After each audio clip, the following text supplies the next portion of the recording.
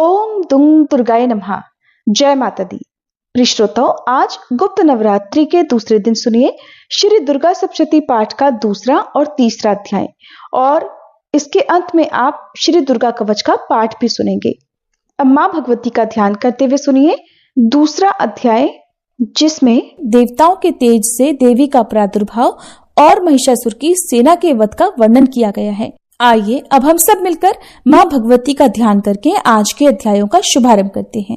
मैं कमल के आसन पर बैठी हुई प्रसन्न मुख वाली महिषासुर मर्दिनी भगवती महालक्ष्मी जी का भजन करती हूँ, जो अपने हाथों में अक्षमाला, फरसा, गदा, बाण, वज्र, पद्म, धनुष, कुंडिका, दंड, शक्ति, खड्ग, ढाल, शंख, घंटा, मधुपात्र, शूल, पाश और चक्र धारण करती हैं।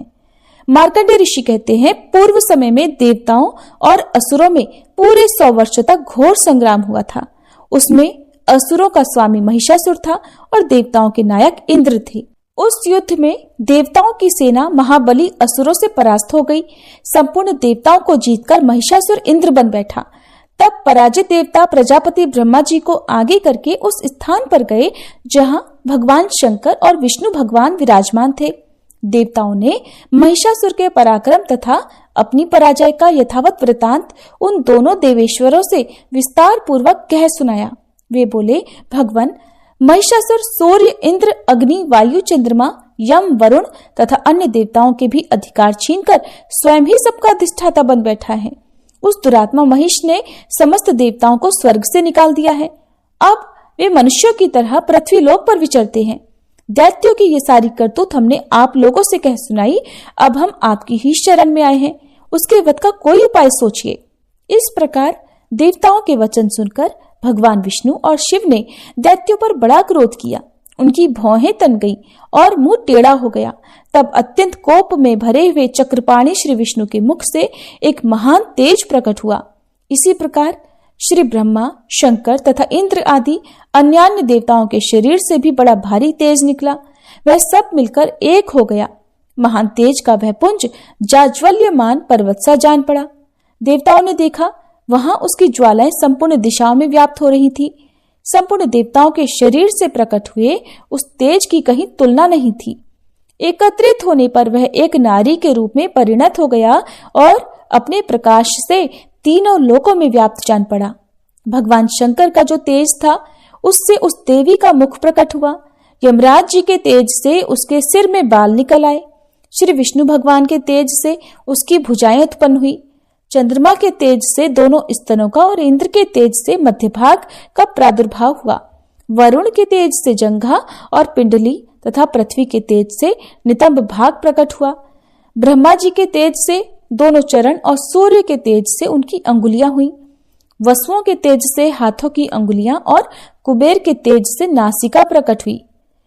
उस देवी के दांत प्रजापति के तेज से और तीनों नेत्र अग्नि के तेज से प्रकट हुए थे। उसकी भौहें संध्या के और कान वायु के तेज से उत्पन्न हुए थे।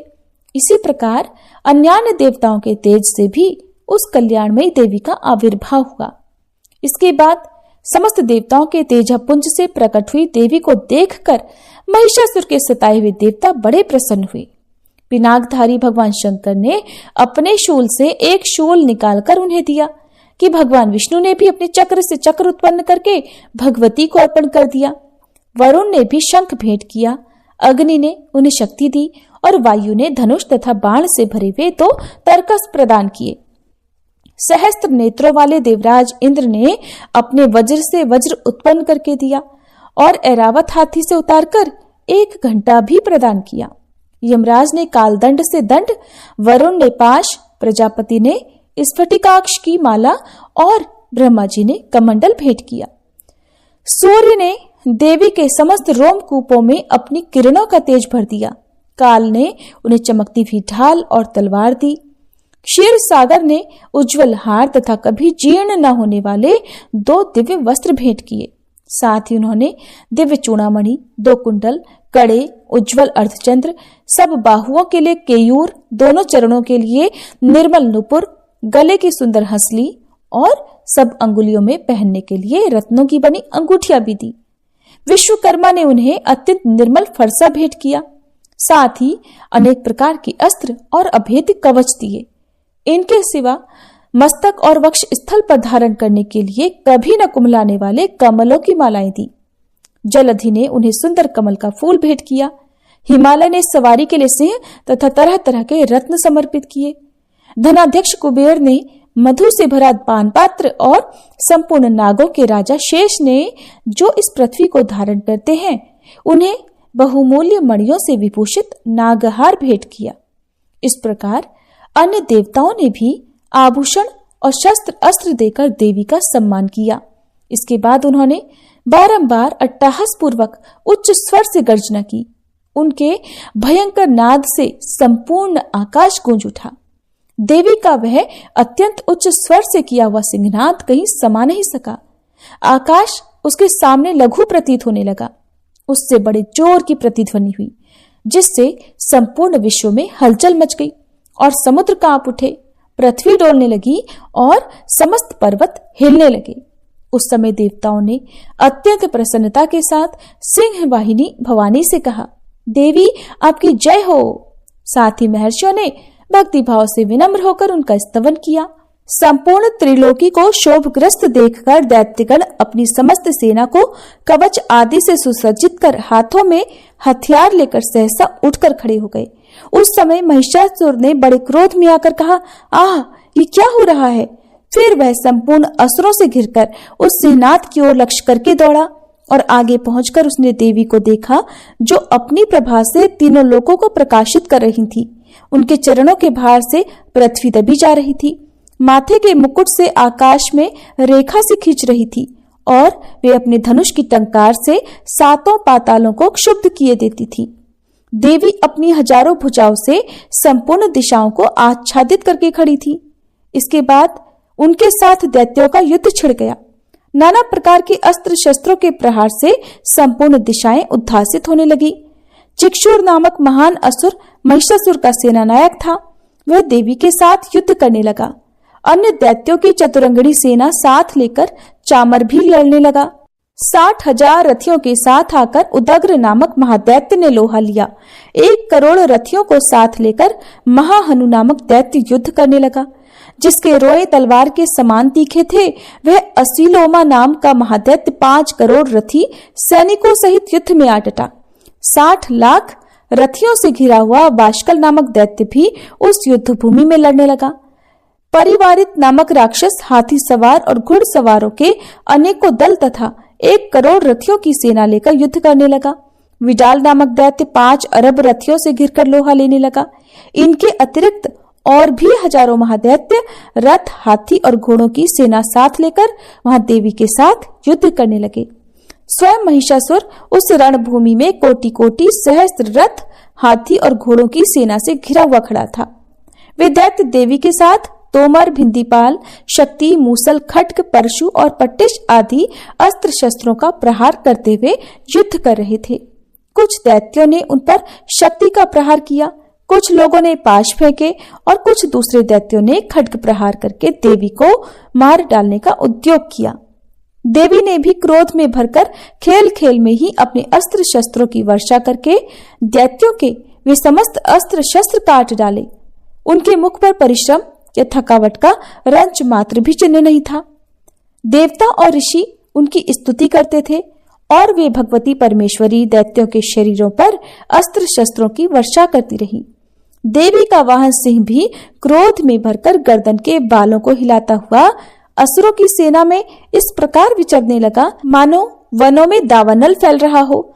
रणभूमि में दैत्यों के साथ युद्ध करती हुई अंबिका देवी ने जितने निश्वास छोड़े, वे सभी तत्काल सैकड़ों हजारों गणों के रूप में प्रकट हो गए और परशु, भिंदीपाल, खड्ग तथा पट्टिश आदि अस्त्रों द्वारा असुरों का सामना करने लगे। देवी की शक्ति से बढ़े हुए वे गण असुरों का नाश करते हुए नगाड़ा और शंख आदि बाजे बजाने लगे। उस संग्राम महोत्सव में कितने ही गण मृदंग बजा रहे थे। इसके बाद देवी ने त्रिशूल से, गदा से, शक्ति की वर्षा से और खड्ग आदि से सैकड़ों महादैत्यों का संहार कर डाला। कितनों को घंटे के भयंकर नाद से मूर्छित करके मार गिराया। बहुतेरे दैत्यों को पाश से बांधकर धरती पर घसीटा। कितने ही दैत्य उनकी तीखी तलवार की मार से दो दो टुकड़े हो गए। कितने ही गदा की चोट से घायल होकर धरती पर सो गए। कितने ही मूसल की मार से अत्यंत आहत होकर रक्त वमन करने लगे। कुछ दैत्य शूल से छाती फट जाने के कारण पृथ्वी पर ढेर हो गए। उस रणांगण में बाण समूहों की वृष्टि से कितने ही असुरों की कमर टूट गई। बाज की तरह झपटने वाले देव पीड़क दैत्यगण अपने प्राणों से हाथ धोने लगे। किन्हीं की बाहें छिन्न भिन्न हो गई, कितनों की गर्दनें कट गई, कितने ही दैत्यों के मस्तक कट कट कर गिरने लगे। कुछ लोगों के शरीर मध्य भाग में ही विदीर्ण हो गए। कितने ही महादैत्य जांघें कट जाने से पृथ्वी पर गिर पड़े। कितनों को ही देवी ने एक बाह, एक पैर और एक नेत्र वाले करके दो टुकड़ों में चीर डाला। कितने ही दैत्य मस्तक कट जाने पर भी गिरकर उठ जाते और फिर केवल धड़ के ही रूप में अच्छे अच्छे हथियार हाथ में लेकर देवी के साथ युद्ध करने लगते। दूसरे कबंध युद्ध के बाजों की लय पर नाचते थे। कितने ही बिना सिर के धड़ हाथों में खड्ग, शक्ति और इष्टि लिए दौड़ते थे और दूसरे महादैत्य ठहरो ठहरो ये कहते हुए देवी को युद्ध के लिए ललकारते थे। जहां वह घोर संग्राम हुआ था वहां की धरती देवी के गिराए हुए रथ, हाथी, घोड़े और असुरों की लाशों से ऐसी पट गई थी कि वहां चलना फिरना असंभव हो गया था। दैत्यों की सेना में हाथी, घोड़े और असुरों के शरीरों से इतनी अधिक मात्रा में रक्तपात हुआ था कि थोड़ी ही देर में वहां खून की बड़ी बड़ी नदियां बहने लगी। जगदम्बा ने असुरों की विशाल सेना को क्षण भर में ही नष्ट कर दिया, ठीक उसी तरह जैसे तिनके और काठ के भारी ढेर को अग्नि कुछ ही क्षणों में भस्म कर देती है। और वह सिंह भी गर्दन के बालों को हिला हिलाकर जोर जोर से गर्जना करता हुआ दैत्यों के शरीर से मानो उनके प्राण चुन लेता था। वहां देवी के गणों ने भी उन महादैत्यों के साथ ऐसा युद्ध किया जिससे आकाश में खड़े हुए देवतागण उन पर बहुत संतुष्ट हुए और फूल बरसाने लगे। इस प्रकार श्री मार्कंडेय पुराण में सावर्णिक मनवंतर की कथा के अंतर्गत देवी महात्म्य में महिषासुर की सेना का वध नामक दूसरा अध्याय पूर्ण हुआ। अब सुनिए तीसरा अध्याय, जिसमें सेनापतियों सहित महिषासुर के वध का वर्णन किया गया है। सबसे पहले हम सभी मिलकर माँ जगदम्बा का ध्यान करते हैं। जगदम्बा के श्री अंगों की कांति उदय काल के सहस्त्रों सूर्यों के समान है। वे लाल रंग की रेशमी साड़ी पहने हुए हैं। उनके गले में मुंडमाला शोभा पा रही है। दोनों स्तनों पर रक्त चंदन का लेप लगा है। वे अपने कर कमलों में जप मालिका, विद्या और अभय तथा वर नामक मुद्राएं धारण किए हुए हैं। तीनों नेत्रों से सुशोभित मुखारविंद की बड़ी शोभा हो रही है। उनके मस्तक पर चंद्रमा के साथ ही रत्नमय मुकुट बंधा है और वे कमल के आसन पर विराजमान है। ऐसी देवी को मैं भक्ति पूर्वक प्रणाम करती हूँ। मार्कंडेय ऋषि कहते हैं, दैत्यों की सेना को इस प्रकार तहस नहस होती देख महादैत्य सेनापति चिक्षुर क्रोध में भरकर अंबिका देवी से युद्ध के लिए आगे बढ़ा। वह असुर रणभूमि में देवी के ऊपर इस प्रकार बाणों की वर्षा करने लगा जैसे बादल मेरुगिरी के शिखर पर पानी की धार बरसा रहा हो। तब देवी ने अपने बाणों से उसके बाण समूह को अनायास ही काटकर उसके घोड़ों और सारथी को भी मार डाला। साथ ही उसके धनुष तथा अत्यंत ऊंची ध्वजा को भी तत्काल काट गिराया। धनुष कट जाने पर उसके अंगों को अपने बाणों से बींध डाला। धनुष, रथ, घोड़े और सारथी के नष्ट हो जाने पर वह असुर ढाल और तलवार लेकर देवी की ओर दौड़ा। उसने तीखी धार वाली तलवार से सिंह के मस्तक पर चोट करके देवी की भी बाईं भुजा में बड़े वेग से प्रहार किया। राजन, देवी की बाह पर पहुंचते ही वह तलवार टूट गई। फिर तो क्रोध से लाल आंखें करके उस राक्षस ने शूल हाथ में लिया और उसे उस महादैत्य ने भगवती भद्रकाली के ऊपर चलाया। वह शूल आकाश से गिरते हुए सूर्य मंडल की भांति अपने तेज से प्रज्वलित हो उठा। उस शूल को अपनी ओर आते देख देवी ने भी शूल का प्रहार किया। उससे राक्षस के शूल के सैकड़ों टुकड़े हो गए। साथ ही महादैत्य चिक्षुर की भी धज्जियां उड़ गईं और वह प्राणों से हाथ धो बैठा। महिषासुर के सेनापति उस महापराक्रमी चिक्षुर के मारे जाने पर देवताओं को पीड़ा देने वाला चामर हाथी पर चढ़कर आया। उसने देवी के ऊपर शक्ति का प्रहार किया, किंतु जगदम्बा ने उसे अपने हुंकार से ही आहत और निष्प्रभ करके तत्काल पृथ्वी पर गिरा दिया। शक्ति टूटकर गिरी हुई देख चामर को बड़ा क्रोध हुआ। अब उसने शूल चलाया, किंतु देवी ने उसे भी अपने बाणों द्वारा काट डाला। इतने में ही देवी का सिंह उछलकर हाथी के मस्तक पर चढ़ बैठा और उस दैत्य के साथ खूब जोर लगाकर बहुयुद्ध करने लगा।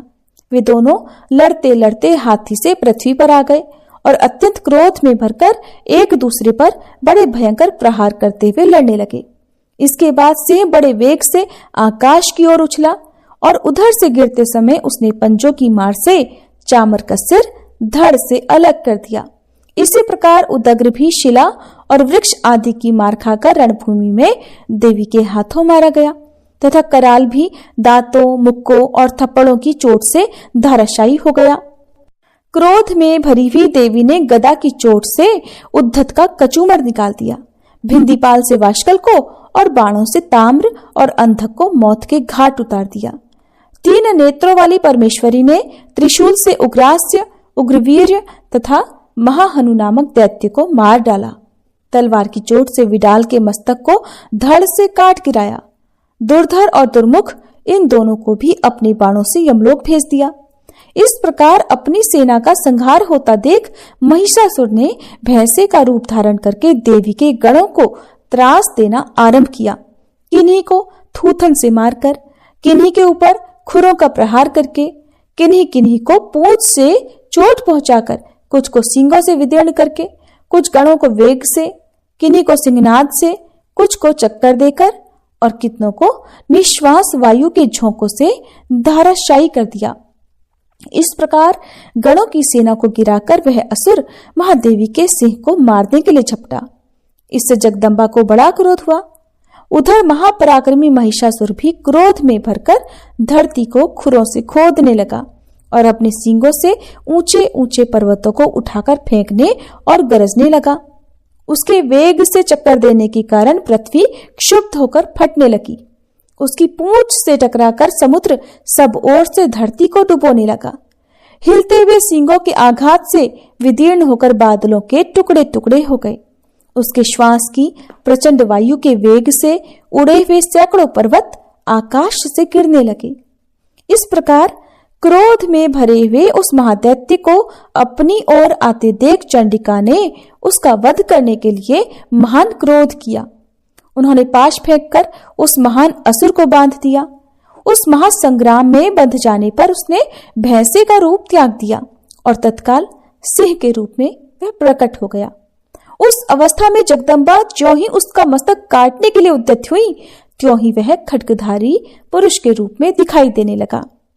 तब देवी ने तुरंत ही बाणों की वर्षा करके ढाल और तलवार के साथ उस पुरुष को भी बींध डाला। इतने में ही वह महान गजराज के रूप में परिणत हो गया और अपनी सूंड से देवी के विशाल सिंह को खींचने और गरजने लगा। खींचते समय देवी ने तलवार से उसकी सूंड काट डाली। तब उस महादैत्य ने पुनः भैंसे का शरीर धारण कर लिया और पहले की ही तरह चराचर प्राणियों सहित तीनों लोगों को व्याकुल करने लगा। तब क्रोध में भरी हुई जगन्माता चंडिका बारंबार उत्तम मधु का पान करने और लाल लाल आंखें करके हंसने लगी।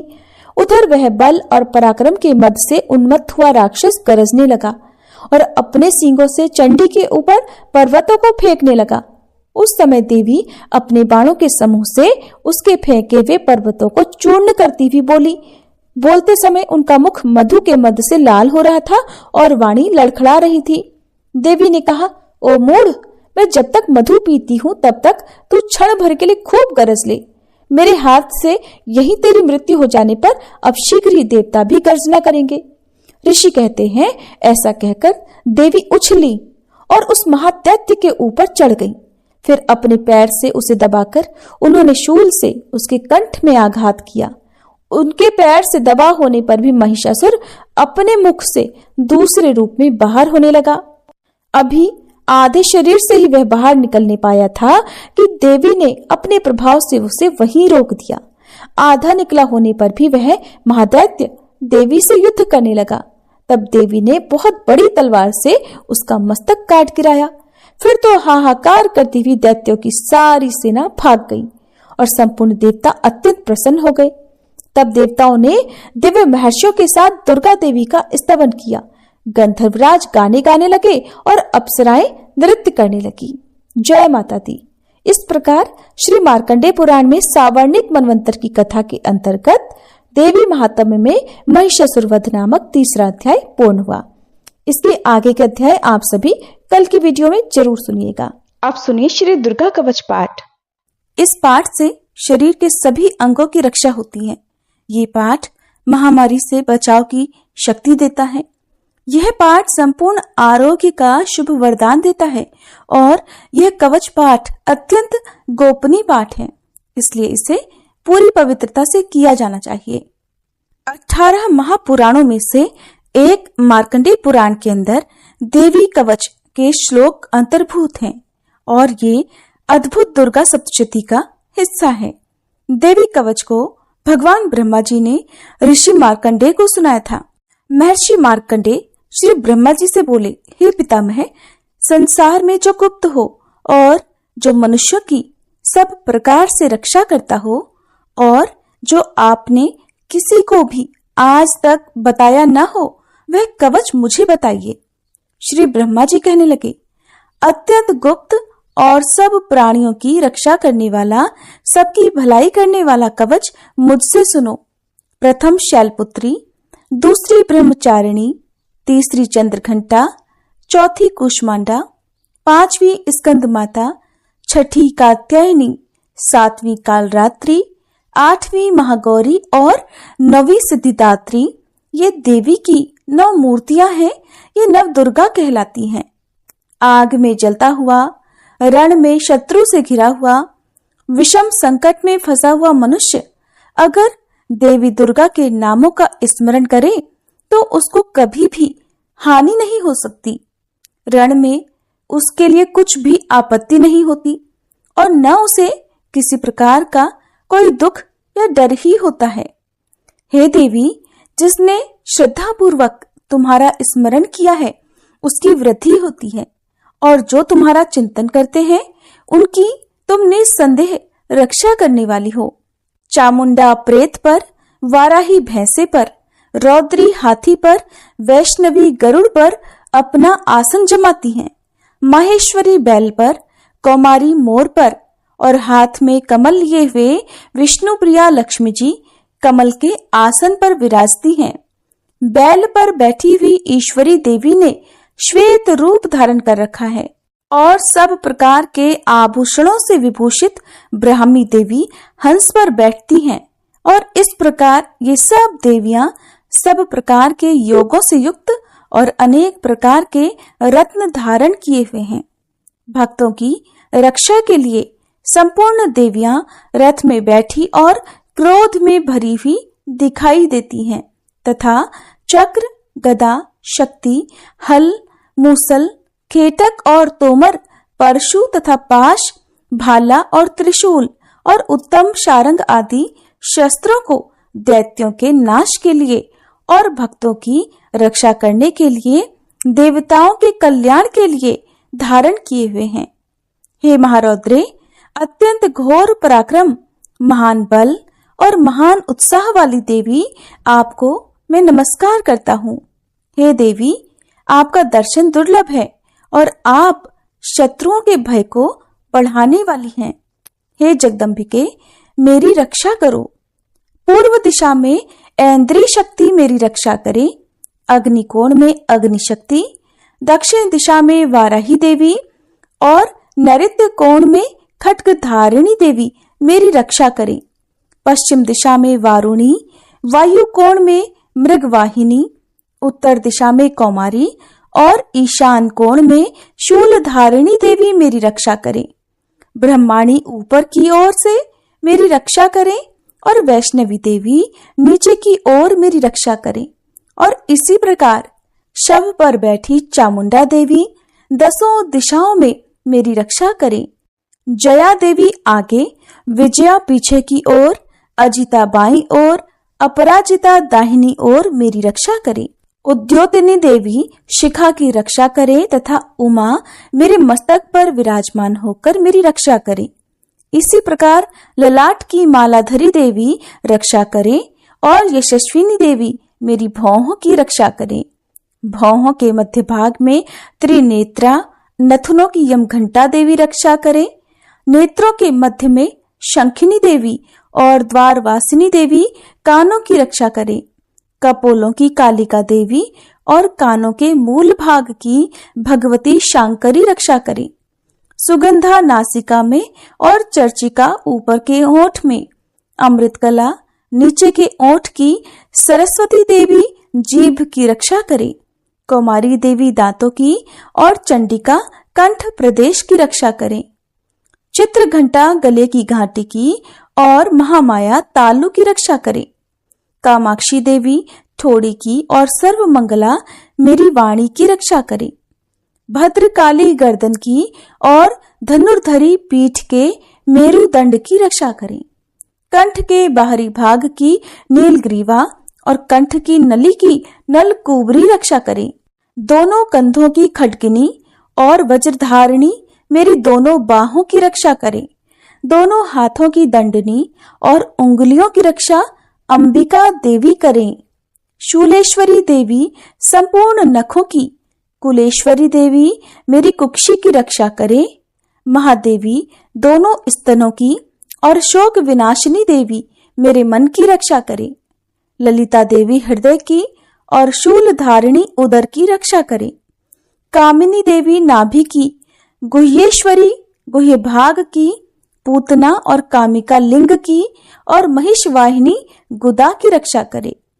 संपूर्ण कामनाओं को पूर्ण करने वाली महाबला देवी दोनों जंघाओं की रक्षा करे। विंध्यावासिनी दोनों घुटनों की और तेजसी देवी दोनों पांवों के पृष्ठ भाग की, श्रीधरी पांवों की उंगलियों की, तलवासिनी तालुओं की, दृष्टा कराली देवी नखों की, ऊर्ध्व केशिनी केशों की, बागेश्वरी वाणी की रक्षा करे। रोमावलियों के छिद्रों की कौबेरी और त्वचा की बागेश्वरी देवी रक्षा करे। पार्वती देवी रक्त, मज्जा, वसा, मांस, हड्डी की रक्षा करे। आंतों की कालरात्रि देवी, पित्त की मुकुटेश्वरी देवी, पद्मावती कमल कोश की चूड़ामणि कफ की रक्षा करे। ज्वालामुखी नसों के जल की रक्षा करे। अभेद्या देवी शरीर के सब जोड़ों की रक्षा करे। ब्रह्माणी मेरे वीर की, छत्रेश्वरी देवी छाया की और धर्मधारिणी देवी मेरे अहंकार, मन और बुद्धि की रक्षा करे। प्राण, अपान, व्यान, उदान और समान की वज्रहस्ता देवी रक्षा करे। कल्याण शोभना मेरे प्राणों की रक्षा करे। रस, रूप, गंध, शब्द और स्पर्श इन विषयों का अनुभव करते समय योगिनी देवी मेरी रक्षा करे तथा सत्वगुण, रजोगुण और तमोगुण की रक्षा नारायणी देवी करे। आयु की रक्षा वाराही देवी करे। वैष्णवी धर्म की तथा चक्रिणी देवी मेरे यश, कीर्ति, लक्ष्मी, धन और विद्या की रक्षा करे। इंद्राणी मेरे शरीर की रक्षा करे और हे चंडिके आप मेरे पशुओं की रक्षा करिए। महालक्ष्मी मेरे पुत्रों की रक्षा करे और भैरवी मेरी पत्नी की रक्षा करे। राजा के दरबार में महालक्ष्मी तथा सब ओर व्याप्त रहने वाली विजया देवी चारों ओर से मेरी रक्षा करे। जो स्थान रक्षा से रहित हो और कवच में रह गया हो उसकी पापों का नाश करने वाली जयंती देवी रक्षा करे। अपना शुभ चाहने वाले मनुष्यों को बिना कवच के एक पल भी कहीं नहीं जाना चाहिए, क्योंकि कवच रखने वाला मनुष्य जहां जहां भी जाता है वहां वहां उसे अवश्य धन लाभ होता है और वह सफलता प्राप्त करता है। वह जिस अभीष्ट वस्तु की इच्छा करता है वह उसको इसी कवच के प्रभाव से अवश्य मिलती है और वह इसी संसार में महा ऐश्वर्य को प्राप्त होता है। कवचधारी मनुष्य निर्भय होता है और वह तीनों लोकों में माननीय होता है। देवी का यह कवच देवताओं के लिए भी अत्यंत दुर्लभ है। जो प्रतिदिन नियम पूर्वक तीनों संध्याओं के समय श्रद्धा के साथ इसका पाठ करता है उसे देव शक्ति प्राप्त होती है। वह तीनों लोकों को जीत सकता है और अकाल मृत्यु से रहित होकर 100 वर्षों तक जीवित रहता है।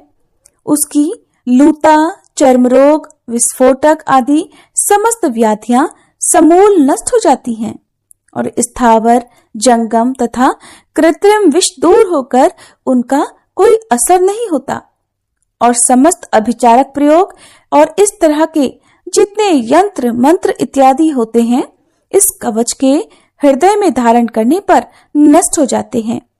इसके अलावा पृथ्वी पर विचरने वाले भूचर, नभचर, जलचर प्राणी उपदेश मात्र से सिद्ध होने वाले निम्न कोटि के देवता, अपने जन्म से साथ प्रकट होने वाले देवता, कुल देवता, माला आदि डाकिनी, शाकिनी, अंतरिक्ष में विचरने वाली अत्यंत बलवती भयानक डाकिनियां, ग्रह, भूत, पिशाच, यक्ष, गंधर्व, राक्षस, ब्रह्म राक्षस, बेताल, कुष्मांड और भैरव आदि अनिष्ट कारक देवता भी उस मनुष्य को जिसने कि अपने हृदय में यह कवच धारण किया हुआ है देखते ही भाग जाते हैं।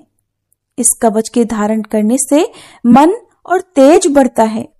जो मनुष्य इस कवच का पाठ करके सप्तशती चंडी का पाठ करता है उसका यश जगत में विख्यात होता है और जब तक वन, पर्वत और कानन आदि इस भूमंडल पर हैं तब तक यहाँ पुत्र पौत्र आदि संतान परंपरा बनी रहती है। फिर देहांत होने पर ऐसा मनुष्य परम पद को प्राप्त होता है जो देवताओं के लिए भी दुर्लभ है और अंत में सुंदर रूप को धारण करके भगवान शंकर के साथ आनंद करता हुआ परम मोक्ष को प्राप्त होता है। श्री दुर्गा कवच पाठ समाप्त। प्रेम से बोलिए दुर्गे मात की जय, नव दुर्गाओं की जय।